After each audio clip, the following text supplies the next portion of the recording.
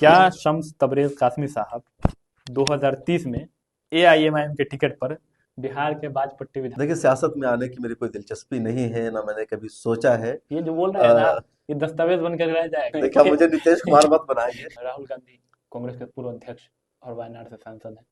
भारत जोड़ो यात्रा के बाद भारत न्याय यात्रा कर रहे हैं। तो कांग्रेस क्या कर रही है कि वो चुनाव जीतने की कोशिश में नहीं है कांग्रेस, बल्कि कांग्रेस कोशिश कर रही है छोटी छोटी पार्टियों को रास्ते से साफ करना। तो जैसे कि सरकार ने आपका अकाउंट डिलीट जी करवा बिल्कुल, दिया। हुकूमत ने कराया और फेसबुक से कहकर कराया, 1.2 मिलियन का पेज को सरकार डिलीट करवा दी। सरकार ने कराया। और आजकल एक ट्रेंड चल पड़ा है कि आप जर्नलिज्म की डिग्री किए हो या नहीं किए हो, मगर आप एक माइक उठाइए, जैसे आप चांदनी चौक वाला बोल, बस वहां से माइक उठाइए, एक फोन उठाइए, एक ट्राइपॉड उठाइए और जर्नलिज्म करना शुरू कर कि दीजिए। कोई भी माइक उठाता है और जर्नलिज्म करने लगता है।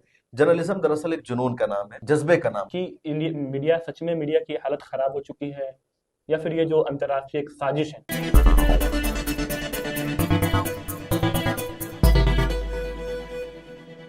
स्वागत है आपका आजाद सच पर और मैं हूं आपके साथ नैयर आजम। आमतौर पर एक जर्नलिस्ट, एक पत्रकार या उर्दू में कहे तो एक सहाफी, वो खबर बताते हैं, वो लोगों का इंटरव्यू करते हैं, मगर आज के इस इंटरव्यू में हमारे साथ जो शख्सियत है वो खुद एक सहाफी है, वो खुद एक जर्नलिस्ट है। मैं बात कर रहा हूँ मिले टाइम्स के chief editor Shams Tabrez Qasmi. Sir, आजाद सच पर स्वागत है आपका। बहुत शुक्रिया नैयर, आप तशरीफ लाए बातचीत करने के लिए। सर, हम बातचीत आगे करें, चूंकि आपका जो परिचय में नाम बता रहा हूँ शम्स तबरेज कासमी, तो तीनों नाम आपका ही है या फिर क्या है सर? थोड़ा नाम के बारे में बताइए। देखिए, नाम असल शम्स तबरेज है जो जी। डॉक्यूमेंट्स पर है। और कासमी दारुल उलूम देवबंद से पढ़ने वाले या वहाँ से फारिग होने वाले अपने नाम के साथ लगाते हैं। कुछ लोग दूसरी वजह से भी लगाते हैं, और इस वजह से कि दारुल उलूम देवबंद के जो फाउंडर थे वो मौलाना मोहम्मद कासिम ननौतवी थे, तो उनकी तरफ निस्बत करके, जैसे जामिया मिल्लिया इस्लामिया के बहुत सारे स्टूडेंट्स वहाँ के जो तो पढ़ने जाम वाले ये होते हैं वो लगाते हैं, जामी लगाते हैं। अलीगढ़ से निकले हुए अली लोग के अली के लगाते हैं। लगाते हैं ना। जामिया अशरफिया मुबारकपुर से जब तलबा पढ़कर निकलते हैं तो अशरफी लगाते हैं, तो इसी तरह। और असल नाम है मेरा शम्स तबरेज और तमाम डॉक्यूमेंट्स पर वही है। और ये नाम मेरे नाना ने रखा था, और दरअसल शम्स तबरेज नाम के एक बहुत बड़े बुजुर्ग गुजरे हैं, शम्स तबरेजी रहमतुल्लाह अलैह। जी। शेख जलालुद्दीन रूमी के वो पीरो मुर्शिद थे, उनकी बहुत सारी करामात हैं। तो मेरे नाना जान आबिद मरहूम, उनका इंतकाल हो गया, तो वो उनसे बहुत मुतासिर थे, उनकी बायोग्राफी उन्होंने पढ़ी थी। तो जब मेरी विलादत हुई तो मेरा नाम मेरे नाना जान ने रखा। नाम से ही जुड़ा एक और सवाल मेरा ये है कि आप बता दें, शम्स तबरेज आपका नाम है जो अपने के नाना जान ने जी। रखा। कासमी आपको वहां से पढ़े दारुल उलूम देवबंद से, तो दारुल उलूम देवबंद से हो या फिर किसी भी मदरसे से जो बच्चे पढ़ के निकलते हैं, तो आमतौर पर उम्मीद ये की जाती है, ये जाते ही हैं कि वो मजहबी लाइन में चले जाते हैं, इमामत करने, हाफिज होते हैं, कारी बन जाते हैं। लेकिन जर्नलिज्म में बहुत कम आते हैं, मेरी निगाह जहाँ जहाँ तक पहुंच रही है, तो कुछ एक लोग आते हैं, उनमें से एक आप है। तो कौन सा ऐसा टर्निंग पॉइंट है, कब ऐसा एहसास हुआ कि जर्नलिज्म हमारे लिए सही है या फिर जर्नलिज्म करना है? ये तो ज़रूर है नैयर के लिखने पढ़ने का मुझे शुरू से शौक था। मतलब जो दरसियात की किताबें होती है, जो सिलेबस होता है, उसके अलावा मदरसे की इस्तिलाह में उसको खारजी चीज़ें कहा जाता है। तो न्यूज़पेपर पढ़ना, मैगज़ीन पढ़ना या हिस्ट्री की किताबों की स्टडी करना, ये सब मेरे शौक में शुरू से शामिल था। मैं नॉवेल बहुत ज़्यादा पढ़ता था। मदरसों में शुरू के जब बच्चे होते हैं तो पहले अखबार पढ़ने पर भी पाबंदी होती थी। या मैंने जिस मदरसे में पढ़ाई की है वो बिहार का अशरफ उलूम कनवा मदरसा है, बिल्कुल नेपाल के बॉर्डर पर है, सीतामढ़ी जिले में? सीतामढ़ी जिला में। तो वहाँ अखबार वाला शाम को 5 बजे पहुंचता था, असर की नमाज मतलब के बाद। आज के अखबार, आज अगर हाँ, 1 मार्च है तो 5 बजे आज हाँ, शाम को पहुंचेगा आज शाम के को अखबार। एक साइकिल वाला आता था अखबार लेकर के, और भी सिर्फ एक उर्दू अखबार की कॉपी होती थी, रोजनामा कौमी तंजीम की। वो हमारे मदरसा के मोहतमी मौलाना जुबैर कासमी साहब नव्वरल्लाहु मरकदहू पढ़ते थे, और बस वही पढ़ते थे। उसके अलावा मदरसे में कोई और अखबार पढ़ता भी नहीं था। कभी कभार कोई बड़ा इश्यू आया तो किसी और ने पढ़ लिया, उसके अलावा कोई रुझान था ही नहीं। तो मैं कुछ सालों बाद जब मोहतमी साहब से करीब हुआ तो मगरिब की नमाज के बाद मैं उनको पानी पिलाने जाता था। तो छुप करके वो बाहर बैठते थे, तो उनके रूम में जा करके मैं छुप करके अखबार भी पढ़ लेता था कि क्या कुछ खबर आई है। अरबी दोम सोम का साल था। फिर जब मैं दिल्ली आ रहा था, बल्कि 2 साल मेरा कोर्स पूरा हो गया, इधर मैं जामिया मिल्लिया ये इस्लामिया कौन में। सी ईयर की बात रही होगी सब? ये 2013-14 की तेरह बात है, चौदह हाँ। की बात? तो जामिया मिल्लिया इस्लामिया से मैं मास्टर्स में ग्रेजुएशन कर रहा था डिस्टेंस से, जामिया मिल्लिया जामिया इस्लामिया मिल्लिया से, इस्लामिया हाँ। से? अच्छा। ग्रेजुएशन कर रहा था अरबिक से डिस्टेंस से। तो उसी दौरान फिर मैंने वहाँ जामिया में एडमिशन ले लिया। और एक न्यूज़ एजेंसी है आईएनएस इंडिया, आईएनएस इंडिया, या इंडिया जी। न्यूज़ एजेंसी है, और वहाँ ज़्यादातर उर्दू अखबारात को खबरें भेजी जाती है, जैसे यूएनआई है या दूसरी एजेंसी जी। पीटीआई एनआई है। तो उस एजेंसी में एक जगह खाली थी ट्रांसलेटर की, और मकसद था कि जो फॉरेन अफेयर्स की मिनिस्ट्री है उसकी जो प्रेस रिलीज होती है अंग्रेजी में, उसको उसको ट्रांसलेट उर्दू करना। में ट्रांसलेट करना है, या कभी उर्दू में तो उसको अंग्रेजी में ट्रांसलेट करना है। तो इस जॉब के लिए मेरी वहां पर बहाली हुई ट्रांसलेटर के तौर पर। उसी बीच में एक अखबार में मैं कॉलम लिखता था। उर्दू का एक न्यूज़पेपर था, मेरा एक मजमून था इंटरनेशनल या कह लीजिए गल्फ के हालात पर था। तो उस मजमून को उन्होंने नहीं छापा, हालांकि हफ्ते में एक दिन मेरा कॉलम था, छपता था थर्सडे का थर्सडे। तो उस आर्टिकल को उन्होंने नहीं छापा। बाद में उनका फोन आया कि आपके मजमून की वजह से कुछ लोग नाराज हो सकते थे, इस वजह से हमने आपके मजमून को नहीं छापा। नाराज हो जाते किस बात के लिए, मतलब आप क्या मुझे लगता है बहुत ज्यादा? कि कुछ कम्युनिटी नाराज हो जाती है, वहां से हमें एडवर्टीजमेंट मिलता है, हमारी पेमेंट रुक जाती है, ताल्लुकात आप हमारे खराब कुछ हो सकते थे। तलखियां ज्यादा लिखते थे क्या, ऐसा वो कुछ था? हाँ, गल्फ के हालात पर थे, तो आप कुछ लिखेंगे तो किसी की हिमायत में होगा तो किसी के हाँ वो तो है, खिलाफ वो होगा। तो होना जब है। पॉलिटिकल इश्यूज पर लिखेंगे का, हाँ वो इंडिया की सियासत हो या आउट कहीं ऑफ और है की। ना बाहर की सियासत हो। तो वहां से मेरे जहन में एक ख्याल आया कि हमारे पास ऐसा कोई प्लेटफॉर्म होना चाहिए जहां हम खुद जहां अपनी हम बात रख सकें। आजादी के साथ लिख सकें, हमारी खुद मुख्तारी हो, और ये मसलहत सामने ना आए कि वो नाराज हो जाएगा तो उससे ताल्लुकात खराब हो जाएंगे, उससे रिश्ता बिगड़ जाएगा। तो इसी सोच के साथ मैंने सोचा कि क्या करना चाहिए। तो मैंने कहा कि चलो फेसबुक पर अपने मज़ामिन लिखते हैं, अखबारात में शाये हो जाएंगे। किसी ने कहा वेबसाइट बना लो। तो फिर मेरे ख्याल में आया कि हम एक वेबसाइट बना लेते हैं। कुछ दोस्तों ने मशवरा दिया, मिल्लत टाइम्स नाम चूज हुआ, और इस तरह एक वेबसाइट बनी और मिल्लत टाइम्स पर हमने न्यूज़ लिखना शुरू किया, अपनी न्यूज़ डाली। ये जब ये सब होते होते कौन सा ईयर आ चुका ये था? 2016। 2016 में हाँ। मिलर टाइम्स की हाँ, न्यू मिल्लत रखी गई। टाइम्स की वेबसाइट 2015 के आखिर में बन चुकी थी, और उस पर हमने न्यूज़ वगैरह डालना शुरू किया। फिर साल 2016 में 18 जनवरी को मुंबई में एक सेमिनार था मौलाना निजामुद्दीन साहब पर, और जी। उसमें मौलाना राबे साहब आए हुए थे, मौलाना खालिद सफ़ीउल्लाह रहमानी साहब थे। उस प्रोग्राम के जो ऑर्गेनाइजर थे मौलाना मुफ्ती महफूज रहमान उस्मानी साहब थे, उनका भी इंतकाल हो गया। अभी एक मौलाना शाहिद नासरी साहब मुंबई में वो थे, और उस वक्त के सारे बड़े बड़े उलमाए किराम उस सेमिनार में मौजूद थे। बहुत सारे सहाफ़ी भी थे, जर्नलिस्ट भी थे। तो उसी सेमिनार के जो ऑर्गेनाइजर थे मुफ्ती महफूज रहमान उस्मानी साहब रहमतुल्लाह अलैह, मैंने उनसे कहा कि हजरत मैंने अपनी एक वेबसाइट बनाई है, न्यूज़ पोर्टल शुरू करना है, तो मैं चाहता हूँ कि मौलाना राबे हसरी नदवी साहब जो all India Muslim personal board के सदर रहे, उनके हाथों ये लॉन्च हो जाए। तो जी। उसी प्रोग्राम में ये वेबसाइट लॉन्च हो गई। पहले से लोग मुझे जानते थे, तो तस्वीर वायरल हो गई, फिर लोगों ने सपोर्ट किया, और मिल्लत टाइम्स की वेबसाइट पॉपुलर हुई। विद इन 2 मंथ 60-70 तस्वीरें मुल्कों में स्क्रीन लोगों पर ने दिख देखना रही है हाँ उस। बिल्कुल। बिल्कुल दिख रही है उस। हाँ। तो अगले 2 महीना में तकरीबन 2 लाख से ज्यादा उस पर हिट आ गए, व्यूज आ गए। एक दो महीने के अंदर में? जी बिल्कुल, 60-70 मुल्कों में लोग देखने लगे, लोगों के मैसेज आने अच्छा। लगे। औसत मैं अकेला था। फिर इसकी वजह से कई लोग हमारे साथ जुड़े। इरशाद अय्यूब का आप जानते होंगे, वो हमारे साथ आए, जफर सिद्दीकी जुड़े, सुफियान सैफ आए। इन सब लोगों ने कहा कि साथ मिलकर काम करेंगे। तो इस तरह धीरे धीरे बढ़ता गया। तो जी। शुरू में एक उर्दू वेबसाइट थी बस, और मिशन भी मेरा वही था कि सिर्फ उर्दू को आगे बढ़ाना है, उर्दू जर्नलिज्म करनी, वही मेरी बुनियाद थी। जी। यूट्यूब या वीडियोस फॉर्मेट में आने का, इंग्लिश हिंदी का तो उस वक्त हमारे जहन में कुछ था ही नहीं। मिल्लत टाइम्स नाम सुन करके, मिल्लत जो जी। अल्फाज है जो इसमें, तो लोगों को ऐसे ही अगर नहीं न्यूज़ देखते हैं तो लगता है कि ये किसी खास कम्युनिटी के लिए है, उसी के लिए बात उठाते हैं। एक कहीं ना कहीं प्रिजुडिस सा, मतलब पूर्वाग्रह से लोग ग्रसित हैं इस चीज़ को लेकर के कि नहीं, मिल्लत टाइम्स है तो किसी खास मजहब के लिए है। देखिए ऐसा नहीं है, द हिंदू अखबार का नाम है, आप जानते हैं, जी। और वो सबसे बड़ा सेकुलर अखबार माना जाता है। यूपीएससी के बच्चे जो एस्पायर पढ़ते है हैं तो ना, वो सब पढ़ते हैं बच्चे बिल्कुल। पढ़ते हैं। एक मोतदिल अखबार माना जाता है। कहा जाता है कि अगर बच्चों को यूपीएससी की तैयारी करनी है, किसी भी कंपटीशन के लिए तैयारी करनी है, तो आप द हिंदू पढ़िए। लोग सजेशन देते हैं, और सबसे महंगा अखबार है वो, अंग्रेजी का। उसकी जो वर्डिंग है, उसके जो जुमले सारे अच्छे होते हैं। लेकिन हिंदू एक रिलीजन का नाम है, तो क्या आप कह सकते हैं कि हिंदू सिर्फ हिंदुओं की आवाज को उठाता है? नहीं है ऐसा। बिल्कुल नहीं। इसी तरह मिल्लत एक अरबी का वर्ड है, और मिल्लत के माने आते हैं नेशन के। मतलब मिल्लत का माना हरगिज मुसलमान नहीं है। जी बिल्कुल। मिल्लत अरबी का वर्ड है, और मिल्लत का माना आता है नेशन के, कम्युनिटी के। जी। अभी कौन सी कम्युनिटी है, इस लफ्ज से बिल्कुल भी जाहिर नहीं हो रहा है, क्योंकि मिल्लत अरबी का वर्ड है, और हमारा मकसद यही है, क्योंकि जो हमारी सोच है कि दुनिया के तमाम इंसान जी। एक है। अल्लाह ताला ने कुरान में कहा, वलक़द करमना बनी आदम, कि हमने बनी आदम को मुकर्रम बनाया है, मुअज़्ज़ज़ बनाया है। तो दुनिया में जितने लोग हैं, खा हिंदू हो, मुसलमान हो, क्रिश्चियन हो, ईसाई हो, वो तमाम के तमाम क्या है, औलाद आदम है। सभी की जो बुनियाद है वो एक जगह से जुड़ती है। और मिल्लत भी कहीं ना कहीं इसी उम्मत की या इसकी तर्जमानी करता है कि सब लोग एक है। अब किसी का रिलीजन अलग है, उसका रिलीजन अलग है। इस्लाम में अगर बात की जाती है तो कहा है कि इस्लाम में दो उम्मत है, एक उम्मत इजाबत है, एक उम्मत दावत है। एक उम्मत वो है जो इस्लाम कबूल कर चुकी है, दूसरी कौम और उम्मत वो है जो जिन्होंने इस्लाम कबूल नहीं नहीं किया। कर, हो सकता है कि आइंदा दिनों में इस्लाम को अपनाए। तो मिल्लत का जो शब्द है, जो वर्ड है, एक कॉमन वर्ड है और अरबी का वर्ड है। तो होता क्या है कि जब अरबी वर्ड को आप इस्तेमाल करेंगे तो लोगों को लगता है तो कि लगता है कि सीधा इस्लाम ही है। इस्लामी है। जैसे उर्दू का मतलब समझा मैं जाता है मुसलमान इस्लाम है, जबकि उर्दू इंडिया की इंडिया जुबान की है। जुबान भाषा रही है इस्लाम का हमेशा से। दूर दूर तक उर्दू से कोई ताल्लुक नहीं है। बिल्कुल। आपके भाई मरहूम कैसर सिद्दीकी के बारे में मैं बात करना चाहूँगा कि आप, मैं जब इंटरव्यू के लिए रिसर्च कर रहा था तो मैंने आपका एक ट्वीट देखा। 2021 की वो ट्वीट थी। जी जी। आप ट्वीट किए थे कि मेरे भाई मरहूम की आज सालगिरह है यौम वफात के मौके पर, और आपने लिखा था कि मैं उन पर किताब लिख रहा हूँ उनकी ज़िंदगी पर। मिले टाइम्स के संस्थापक में से वो रहे हैं।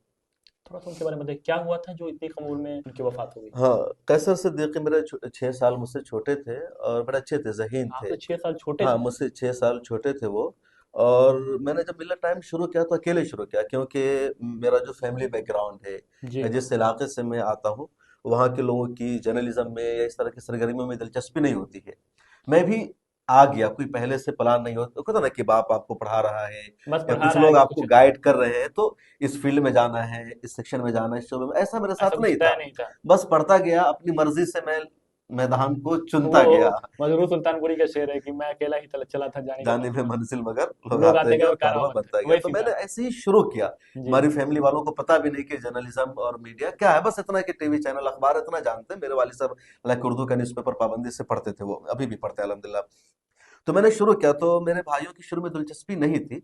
तो मोहम्मद कैसर मेरे छोटे भाई थे, उनकी तालीम और मुकम्मल हो गई तो 2018 में उसकी एक मरतबा तबीयत बहुत ज़्यादा ख़राब हो गई। अच्छा। हार्ट अटैक आया, उसका ऑपरेशन हुआ, फिर उसको यहाँ पर सीने में एक डिवाइस लगता है, वो हरकत को कंट्रोल करने के लिए वो मशीन लगी। फिर तबीयत उसकी ठीक ठाक हुई। उसके बाद यानी 2018 के बाद कैसर सिद्दीकी ने कहा कि मिल्लत टाइम्स को हम हिंदी में शुरू करना चाह रहे हैं। मैंने कहा कि मुझे हिंदी अच्छी नहीं आती है, मैं हिंदी का आदमी नहीं हूँ, और कोई नया सेक्शन आप शुरू कर रहे हैं तो उसके लिए आपको जुबान आनी चाहिए। इंग्लिश मिल्लत टाइम्स का शुरू हो चुका था इरशाद अयूब साहब की वजह से, उन्होंने उर्दू तो पहले इदारत से की था ही। जिम्मेदारी संभाली थी, उर्दू था ही। तो कैसर ने कहा कि हम इसकी जिम्मेदारी संभालेंगे। तो उसके बाद मैंने मिल्लत टाइम्स हिंदी की वेबसाइट बनवाई, डिजाइन हो गया, ऐप भी आ गया। फिर कैसर ने हिंदी पर खबरों को अपडेट करना शुरू किया। अच्छे खासे लोगों को कैसर सिद्दीकी ने जोड़ा हमारे साथ। आजकल के ऐसे लोग हैं जो कैसर सिद्दीकी के जरिए हमसे जुड़े। शहनवाज है मधेपुरा की, अच्छी रिपोर्टिंग करते हैं, मेराज आलम है, और ऐसे कई लोग हैं। सीतामढ़ी टाइम्स के लिए करते हैं वो। सीतामढ़ी टाइम्स के लिए जी। तो हिंदी का पूरा काम चल रहा था। फिर उन्होंने फेसबुक पर वीडियोस को अपलोड करना शुरू किया। शुरू में हम लोग सिर्फ यूट्यूब पर वीडियो डालते थे, फेसबुक पर मैं नहीं डालता था, या फेसबुक का उतना था भी नहीं। जी। तो कैसर यूट्यूब की वीडियो को फेसबुक पर अपडेट करते थे। इसके अलावा वेबसाइट पर वो नजर रखते सारा थे। मैनेजमेंट प्रबंधन हाँ, कह सकते हैं वही हाँ, करते थे। करते थे। कई लोगों को उन्होंने जोड़ा। उसके बाद 2020 में अ, बिहार इलेक्शन का मौका था। मैं कोविड के दौरान। वैशाली में था जी। और कैसर अपने घर से निकल कर गए थे, वही मेराज आलम के घर पर, है ना वो, उनका घर मदारीपुर में है। और मुजफ्फर आलम हमारे दोस्त थे, सीतामढ़ी टाइम्स में बिहार भी के हैं। सीतामढ़ी जिले की जी बात है। हाँ। तो उनके साथ गए थे, कैसर और मुजफ्फर आलम दोनों साथ गए थे। मैं वैशाली में गया था किसी उम्मीदवार का इंटरव्यू करने के लिए। अचानक मेरे पास फोन आता है मुजफ्फर आलम का कि कैसर को हार्ट अटैक आ गया है और सिचुएशन आउट ऑफ कंट्रोल है। तो मैंने फ़ौरन डॉक्टर को फ़ोन किया, उनसे मशवरा लिया, मैं वहाँ से फ़ौरन निकला। बट उनको वहाँ से अस्पताल पहुँचाया गया, हमारे कुछ रिश्तेदार वहाँ पर पहुँचे। और अस्पताल जाते जाते कैसर का तकरीबन रास्ते में इंतकाल हो गया, और सीतामढ़ी हॉस्पिटल पहुँच करके आईसीयू वगैरह किया गया, मशीन लगाई गई, लेकिन पता चला कि इंतकाल हो चुका है। डॉक्टर साजिद साहब थे, उन्होंने भी मुझे बताया कि आपके भाई अब इस दुनिया में नहीं रहे। तो फिर उनकी तजज़ियो तकफीन हुई। तो बहुत कम, यानी तकरीबन 23-24 साल उम्र रही कैसर सिद्दीकी की। लेकिन इस उम्र में उन्होंने मिल्लत टाइम्स को बहुत आगे बढ़ाया, मुझे बहुत सपोर्ट किया, और उसकी वजह से मिल्लत टाइम्स एक ज़ुबान से हटकर 2-3 ज़ुबानों में आ गया। सोशल मीडिया पर अच्छी रीच हुई और बड़ा सपोर्ट मिला मुझे। जब कैसर की वफ़ात की खबर मिली तो मुझे बड़ा धचका लगा कि ऐसा लगा कि मेरा जो दायां बाजू था वो मुझसे कट गया है। खास तौर पर सीतामढ़ी टाइम्स को भी कैसर ने शुरू किया था, और आज के दौर में सीतामढ़ी टाइम्स इलाकाई और रीजनल खबरों के लिए एक अच्छा सोर्स और प्लेटफॉर्म माना जाता है, आप जानते हैं उसको। जी जी बिल्कुल। आप पिछले 7-8 साल के जर्नलिज्म में कई लोग इंटरव्यू कर चुके हैं। मतलब कोई ऐसा शख्सियत है जिनकी इंटरव्यू आप करना चाहते हैं, चाहे पॉलिटिकली हो, कोई राजनेता या कोई अभिनेता या फिर किसी भी क्षेत्र से जुड़े हुए कोई, जिनका इंटरव्यू नहीं इनका इंटरव्यू हमको करना है, ऐसा कोई मन में है कुछ एक नाम? नहीं, ऐसा कोई एक नाम नहीं। मैं चाहता हूँ कि जो पॉलिटिकल पार्टी के रहनुमा है, जो नेता है, उनका मैं इंटरव्यू करूँ, वो टाइम दे, लेकिन ये लोग ज्यादातर टाइम देते नहीं है। ये लोग क्योंकि मतलब? जो भी नेता हो बड़े, मतलब किसी भी पार्टी के, होता क्या है कि सब लोग अपनी अच्छी रीच चाहते हैं या सबका अपना मफाद होता है। तो जो बड़ी बड़ी पॉलिटिकल पार्टियों के, खाओ मुसलमान नाम वाली पार्टियां हो या दूसरी पार्टियां हो, ये सब लोग बड़े चैनलों की तरफ रुख करते हैं। उनको लगता है कि अगर मेन स्ट्रीम के चैनल पर या जो सेटेलाइट है वहां जी। हमने इंटरव्यू दिया तो हमारी जो इमेज होगी वो सेकुलर वाली होगी, अच्छी होगी, उससे ज्यादा हमारा कद बढ़ेगा। ये लोग तो अपने लोग हैं, तो इसी हमारी मैं यहाँ खबर रोक के चलाते पूछना हैं। चाहूंगा एक बात। आपने कहा कि वो वहाँ इंटरव्यू इसलिए देते हैं कि ताकि लगेगा कि सेकुलर है, तो क्या आप कम्युनल हैं जो आपको लगता है कि वो सेकुलर वहां जाने के बाद भी जाएंगे?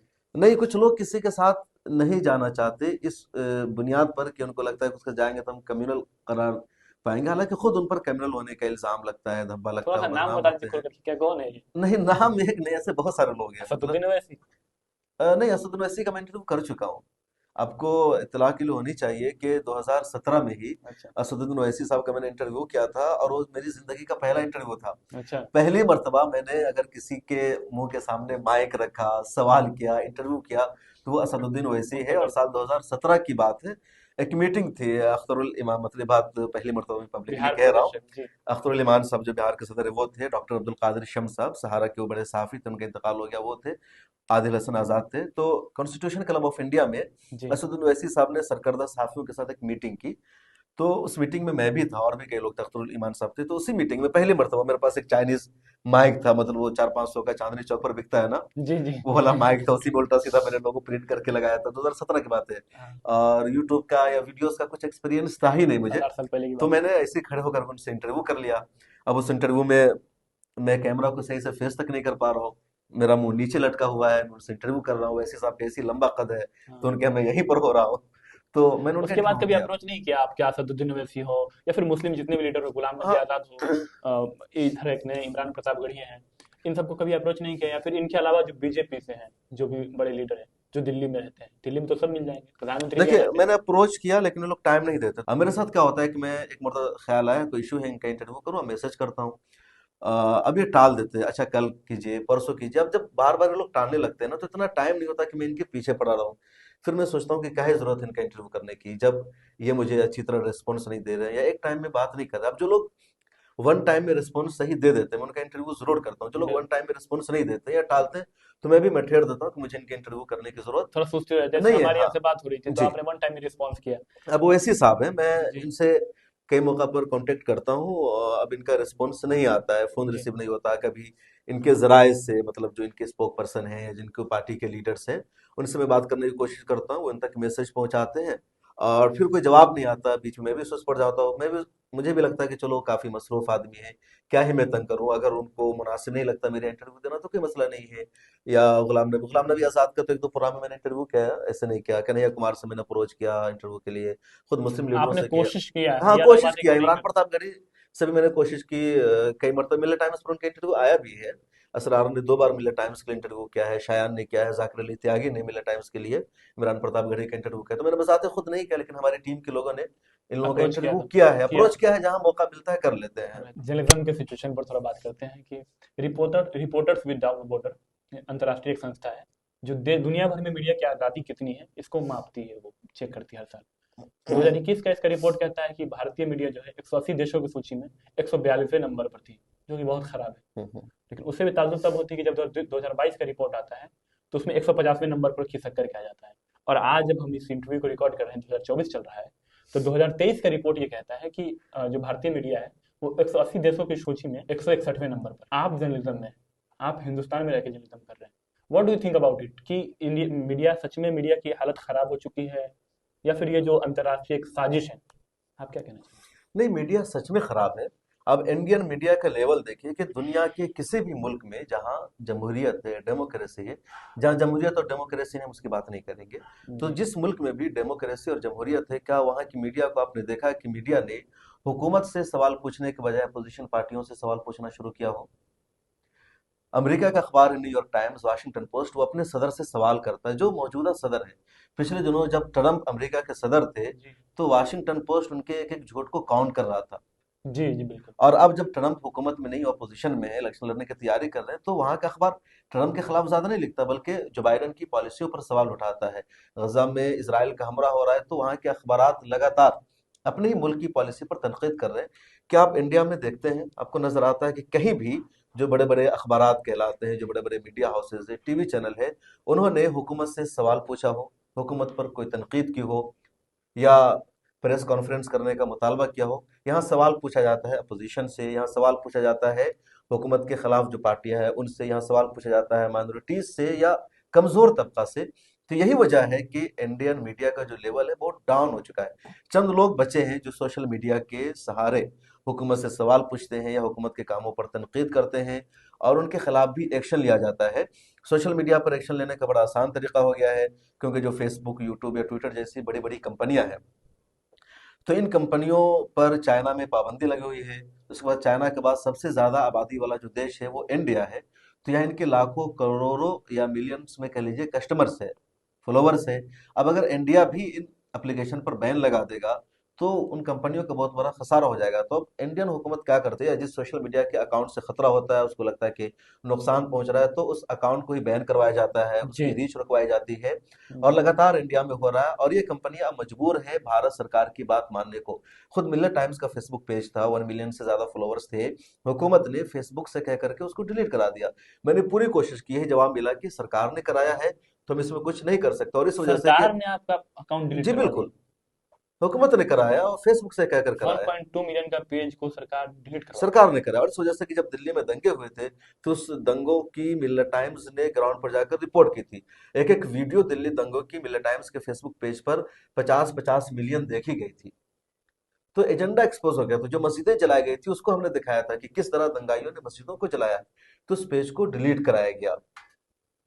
और सिर्फ अभी की बात है, अभी एक्स को लेकर के एलन मस्क का ट्वीट सामने आया कि भारत सरकार ने कई सारे ट्विटर हैंडल को बैन करने का जी मुतालबा अभी किया अभी है, हाल में और आया। भारत सरकार के इस मुतालबे के हम खिलाफ है। इसके बावजूद हमें सरकार की बात माननी पड़ रही है, और हमने उन अकाउंट्स को इंडिया में बैन कर दिया है। हमारे कई सारे दोस्त हैं जो ट्विटर पर बड़े एक्टिव थे, उनके ट्विटर अकाउंट को इंडिया में बैन कर या फिर दिया गया रीच है। डाउन कर दिया या गया? रीच, फेसबुक की अभी रीच डाउन कर दी गई। सारे जर्नलिस्ट इसका शिकवा कर रहे हैं। मुझे तो ताज्जुब होता है कि सरकार के पास बड़े बड़े मीडिया हाउसेस है, टीवी चैनल है, सोशल मीडिया पर भी जो सबसे ज्यादा रीच है उन बड़े बड़े मीडिया हाउसेस की है, जिनके पास सेटेलाइट चैनल है।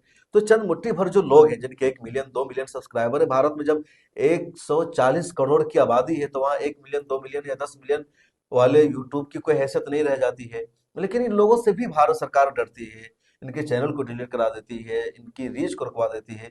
मुझे नहीं पता कि आखिर सरकार इतनी खौफजदा क्यों है। 1 मिलियन 2 मिलियन से एक सवाल है सर, वो ये है कि आजकल एक ट्रेंड चल पड़ा है कि आप जर्नलिज्म की डिग्री किए हो या नहीं किए हो, मगर आप एक माइक उठाइए, जैसे आप चांदनी चौक वाला बोल, बस वहां से माइक उठाइए, एक फोन उठाइए, एक ट्राइपॉड उठाइए और जर्नलिज्म करना शुरू कर दीजिए सर।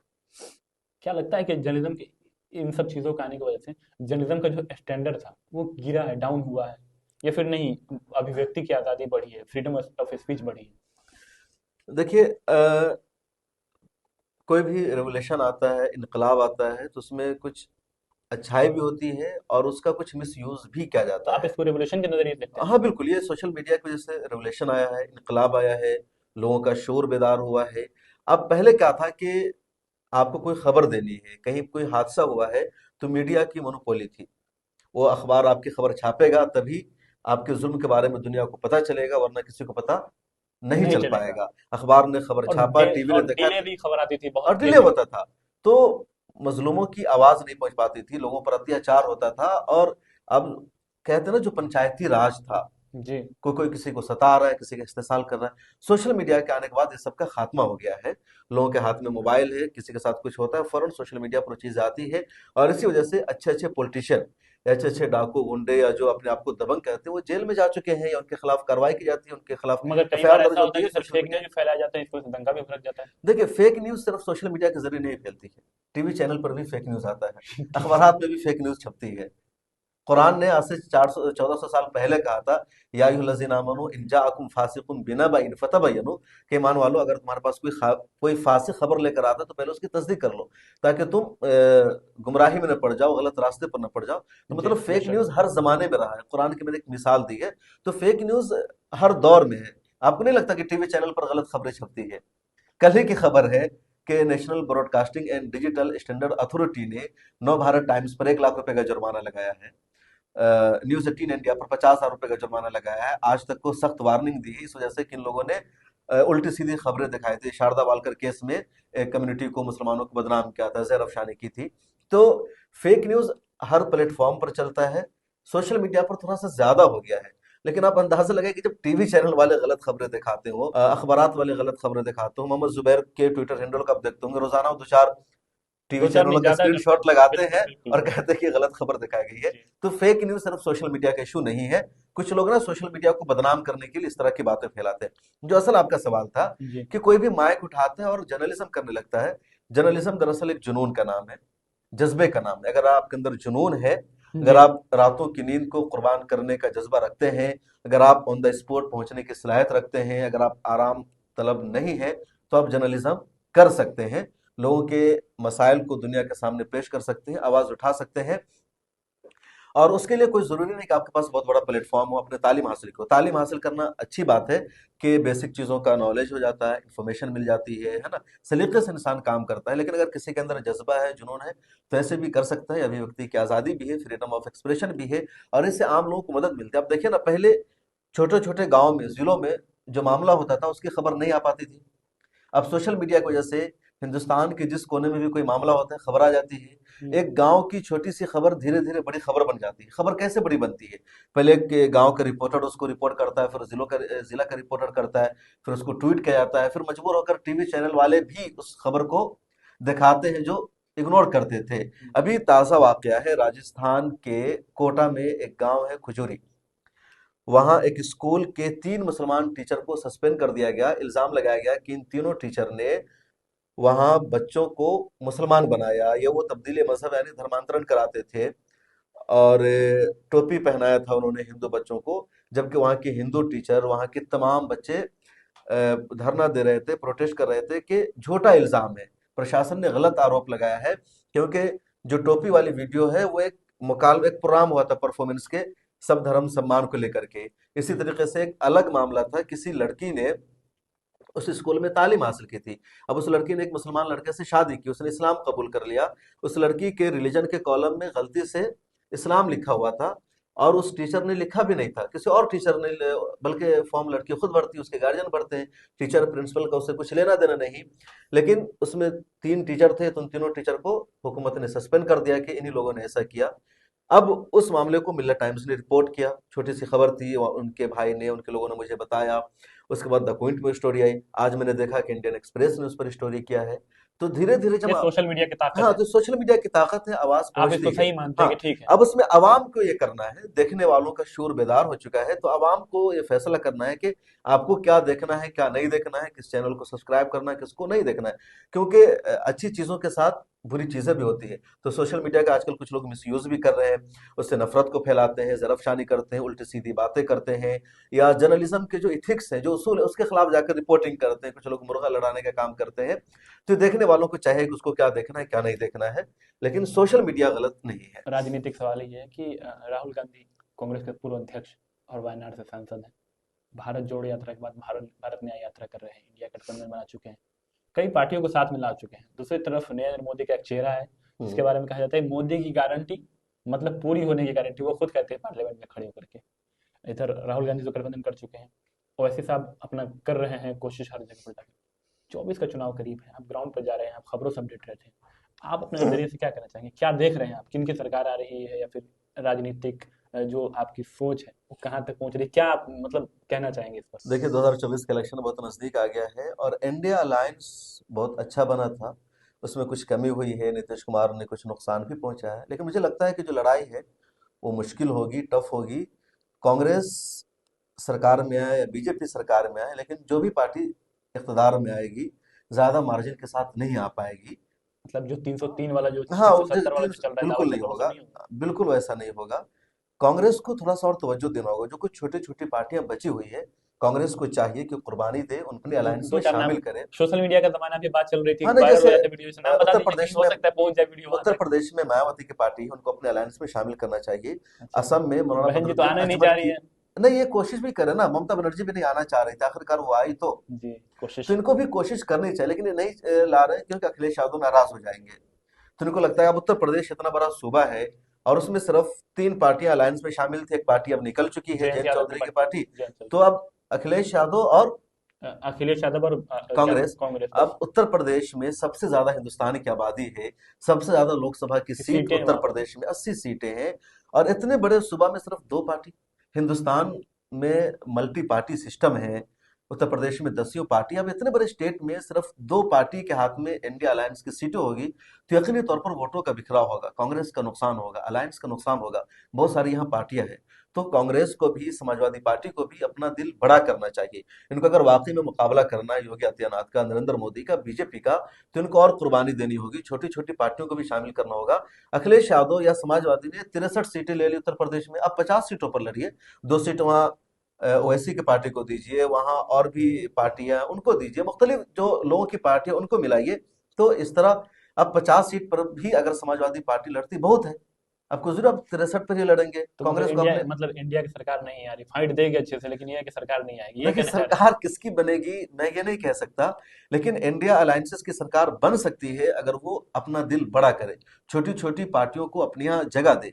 जैसे असम में मैं देख रहा हूँ कि मौलाना बदरुद्दीन अजमल वहाँ के बड़े नेता हैं, 18-20 सीटों पर एआईयूडीएफ के। वो जीतते हैं, उनके विधायक जीतते हैं 3 मरतबा, यानी 3-3 सीटों पर उनके लोकसभा के उम्मीदवार जीतते हैं। और असम अब जब इतनी बड़ी विधानसभा पार्टी चुनाव की हो रहा था तो कांग्रेस का गठबंधन भी था उनके साथ। गठबंधन भी था, जी। इसके बावजूद कांग्रेस ने उनको इस अलायंस में बार नहीं नहीं लिया। रखे साथ में। तो कांग्रेस क्या कर रही है कि वो चुनाव जीतने की कोशिश में नहीं है कांग्रेस, बल्कि कांग्रेस कोशिश कर रही है छोटी छोटी पार्टियों को रास्ते से साफ करना, बड़ी पार्टियों के साथ अलायंस करना, और धीरे धीरे। बड़ा इल्जाम लगा रहे हैं आप कांग्रेस पे। ये नहीं, कांग्रेस की ये रवायत रही है कि छोटी पार्टियों को दूर करना, बड़ी पार्टियों को इक़्तिदार में रहने देना। खुद अरविंद केजरीवाल से या आम आदमी पार्टी से दिल्ली में अलायंस हुआ, लेकिन कांग्रेस ने बहुत कोशिश की शुरू में आम आदमी पार्टी को अलग थलग रखने की, कई मुद्दों पर उस पार्टी का साथ नहीं दिया, लेकिन छोटी पार्टी ने मजबूर कर दिया, तब उनके साथ अलायंस कर रही है। तो कांग्रेस को या बड़ी पार्टियों को और कुर्बानी देने की जरूरत है। अभी 26 पार्टियों का अलायंस है। आप बीजेपी के अलायंस को देखिए, जो एनडीए है बीजेपी का, नेशनल क्या नाम है, national national democratic democratic alliance. Alliance. BJP सबसे बड़ी पार्टी है, सबसे बड़ा चेहरा है बीजेपी के पास, सबसे ज्यादा मुद्दे हैं लोगों के वोट हासिल करने के लिए बीजेपी के पास। इसके बावजूद बीजेपी के अलायंस में 40 पार्टियां शामिल हैं। वो पार्टियां शामिल है जिसका कभी आपने नाम मगर नहीं मोदी सुना जी तो होगा। कहते हैं कि एक अकेला से सीना पीट के सब पर अकेला वो भारी। भी कहते हैं वो। दूसरी तरफ उनका जो एनडीए है उसमें 40 से ज्यादा पार्टियां शामिल है, और ऐसी ऐसी पार्टियां शामिल है जिसका आपने कभी नाम नहीं सुना मैं होगा, ये बिल्कुल, ये कहीं तो है। चर्चा नहीं होता है। और उन पार्टियों को भी वो एक एक सीट दे देते हैं। कांग्रेस ऐसा क्यों नहीं कर रही? अलायंस की अभी किसको जरूरत है ज्यादा? कांग्रेस को जरूरत कांग्रेस है। को जरूरत है। बिल्कुल। ज्यादा पार्टियों को जोड़ने की कांग्रेस को ज्यादा जरूरत है। तो कांग्रेस एक एक सीट देकर ही ज्यादा से ज्यादा पार्टियों को क्यों नहीं जोड़ रही है, ये सवाल है कांग्रेस पर। और इसी वजह से कांग्रेस का नुकसान हो सकता है एक मरतबा क्या फिर। शम्स तबरेज कासमी साहब 2030 में एआईएमआईएम के टिकट पर बिहार के बाजपट्टी विधानसभा से चुनाव लड़ेंगे? देखिए सियासत में आने की मेरी कोई दिलचस्पी नहीं है, ना मैंने कभी सोचा है। ये जो बोल रहे हैं ना, अ, ये दस्तावेज बनकर रह जाएगा और कल होकर के सियासत में आएगा तो यही क्लिप वायरल होगा देखिए आप कि मुझे नीतीश कुमार मत बनाइए। वो तो नीतीश कुमार की खसूसियत है, या जो पॉलिटिकल पार्टीज के रहनुमा हैं, उनकी खसूसियत है। सियासत में आने की वाकई मेरी कभी कोई दिलचस्पी नहीं रही है। मैं सियासत में आना चाहता हूँ। मेरा जो बुनियादी मकसद है, या जो मेरी सोच थी जर्नलिज्म में आने की, वो यही कि मुसलमानों को एम्पावर करना, मुसलमानों के जो मसाइल हैं, जो इश्यूज हैं, उनको उठाना। और ख़ास तौर पर हम लोगों का जो फोकस है कि इस्लाम के खिलाफ जो नेगेटिव प्रोपेगेंडा किया जाता है, जो बदनाम किया जाता है, मुसलमानों के मसाइल पर तवज्जो नहीं दी जाती है, उसको उठाना। और ये काम हम मीडिया में रहकर ज़्यादा कर सकते हैं। अगर हम चुनाव लड़ लेते हैं तो हम एक विधानसभा के एमएलए बन जाएंगे, जी। उससे ज़्यादा हमारी कोई हैसियत नहीं होगी। फिर हम जर्नलिज्म भी नहीं कर पाएंगे, लोगों की आवाज़ नहीं बन पाएंगे। और अगर हम उस वक्त जर्नलिज्म करने की कोशिश करेंगे तो हम तो पर फिर बहुत बड़ा मानेंगे नहीं इल्जाम कि लगेगा, हमारी कोई हैसियत नहीं रह जाएगी, हमारी हैसियत एक बिकाऊ नेता के तौर पर हो जाएगी। तो हमारी यही कोशिश है कि हम सियासत में आए बगैर जर्नलिज्म के मैदान में रहते हुए ही हम काम करें, लोगों की आवाज बने, और यही हमारी सबसे बड़ी कामयाबी। आपने देखा होगा कि मैं जर्नलिज्म में हूं तो मैं कोशिश करता हूं कि इसी प्रोफेशन को अपना कर रहूं। मैं सिविल सोसाइटी या कह लीजिए एक्टिविस्ट बनकर नहीं घूमता हूँ। बहुत सारे लोगों को आप देखते होंगे, वो अपने आप को जर्नलिस्ट भी कहते हैं, एक्टिविस्ट भी बन जाते हैं, कहीं पर पॉलिटिकल लीडर भी बन जाते हैं।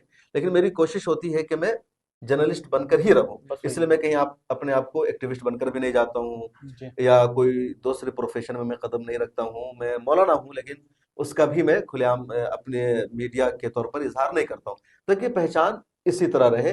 इसी से ज्यादा फायदा हो सकता है। तो इंटरव्यू के खास सेक्शन में आ चुके हैं, रैपिड फायर। ज़्यादा क्वेश्चन नहीं, बहुत लंबी इंटरव्यू बातचीत हो चुकी है हमारी। 3 सवाल है सर। क्या किसान आंदोलन नरेंद्र मोदी सरकार को गिराने के लिए है? नहीं, किसानों का आंदोलन तो हमेशा रहा है, हर दौर में रहा है। तो सरकार को गिराने से इसका कुछ लेना देना नहीं। क्या रवीश कुमार एनडीटीवी में रह करके भी पत्रकारिता कर सकते थे अडानी के अधिग्रहण के बाद भी? बिल्कुल कर सकते थे, लोग कर रहे हैं, और आप देखेंगे एनडीटीवी में ज्यादा कुछ नहीं बदला है। हमारी उतनी रीच नहीं है, इस वजह से लोग इंटरव्यू देना नहीं चाहते। हम कोशिश करते हैं अपनी तरफ से। तो क्या लगता है मिला टाइम्स का जिस दिन 15 मिलियन 20 मिलियन सब्सक्राइबर हो जाएंगे, तो ये बड़े बड़े नेता इंटरव्यू देने के लिए लाइन में आ जाएंगे? मसला रीच का नहीं है, वो सोशल मीडिया के जरिए मेन स्ट्रीम को ज्यादा फोकस करते हैं। लेकिन अगर हम अच्छे से फॉलो अप करें, उनसे बातचीत करें, हमारा जो कम्युनिकेशन सेंटर है वो अगर मजबूत हो जाए, तो हमें भी इंटरव्यू दे सकते हैं। हम ऐसे इश्यूज को उठाते हैं। तो मुझे लगता है कि कमी हमारे अंदर भी है। राहुल गांधी की भारत न्याय यात्रा क्या सफल होगी, लोगों पर असर कर रहा है? यात्रा का असर तो हो रहा है, लेकिन ये यात्रा वोट में कन्वर्ट होगी या नहीं, ये 2024 का रिजल्ट बताएगा। आप बिहार से हैं। बिहार में 2 युवा यात्रा निकाले हुए हैं अभी, ठीक, एक तेजस्वी यादव, एक प्रशांत किशोर। दोनों में से बेहतर कौन? मुझे लगता है दोनों बेहतर है, और दोनों युवा हैं। डिप्लोमेटिक एक ने आंसर है। अपनी मेहनत से अपनी जगह बनाई है, अपनी काबिलियत से। दूसरे को ये मकाम मिला है उसके खानदानी बैकग्राउंड की वजह से, लेकिन उनकी भी अपनी सलाहियत है। तो मुझे लगता है बिहार को अब दोनों युवा की जरूरत है। पुराने लोगों को अब रिटायरमेंट लेना चाहिए, संन्यास लेना चाहिए, और इन दोनों युवा को बिहार की सियासत करने में, बिहार की खिदमत करने का मौका मिलना चाहिए। सर 24 का चुनाव करीब है। जाहिर सी बात है राजनेता के साथ साथ पत्रकार भी बहुत बिजी होते हैं। इस बिजी शेड्यूल में से आप मेरे लिए वक्त निकाल और इतनी लंबी चौड़ी बातचीत की। कुछ पर्सनल, कुछ प्रोफेशनल, और दुनिया के तमाम जरूरी मुद्दे पर बात की। इसके लिए आपका बहुत बहुत शुक्रिया सर। बहुत शुक्रिया नैयर, आप अच्छा काम कर रहे हैं, और आप तो अपने हैं। आपके लिए रात हो या दिन हो, हर वक्त टाइम है। पूरा मिलना टाइम्स आपके लिए है। अब जब चाहे आइए, किसी भी तरह का सपोर्ट चाहिए मिलना टाइम्स से, तो हाजिर है पूरी टीम की तरफ से आपके लिए। बहुत बहुत शुक्रिया सर। ये थे शम्स अब्रेज कासमी साहब, जो मेरे टाइम्स के चीफ एडिटर हैं। मुझे लगा व्यक्तिगत तौर पर कि थोड़ा सा जाना जाए, जर्नलिज्म के गुण को सीखा जाए, क्योंकि मैं खुद जर्नलिज्म का एक स्टूडेंट हूँ। तो इस हैसियत से, और थोड़ा देश में क्या चल रहा है मुझसे बेहतर बहुत अच्छे से जानते, तो इसलिए मैंने सोचा कि मैं जब बात कर रहा हूँ तो आप लोगों को भी सुनाई जाए बात। कैसी लगी ये बातचीत, आप कमेंट करके जरूर बताइए। बहुत बहुत शुक्रिया।